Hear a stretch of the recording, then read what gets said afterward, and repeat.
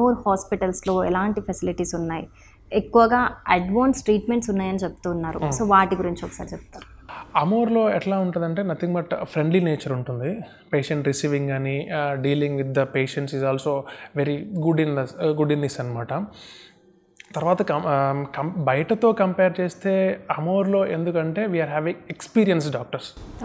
Almost మా దగ్గర ఉన్న డాక్టర్స్ అందరూ కూడా 10 to 15 years ఎక్స్పీరియన్స్ ఉన్న డాక్టర్స్. సో ఇంత ఎక్స్పీరియన్స్ ఉన్న డాక్టర్స్ ఏం చేయగలరంటే పేషెంట్కి ప్రాబ్లమ్ని ఈజీగా ఐడెంటిఫై చేయగలం. మనకి పేషెంట్కి నొప్పి కానీ ఏదైనా ఎప్పుడు తగ్గుతుంది అంటే ప్రాపర్ అసెస్మెంట్ చేసుకొని ప్రాపర్ ట్రీట్మెంట్ ఇవ్వగలిగినప్పుడు మాత్రమే తగ్గుతుంది.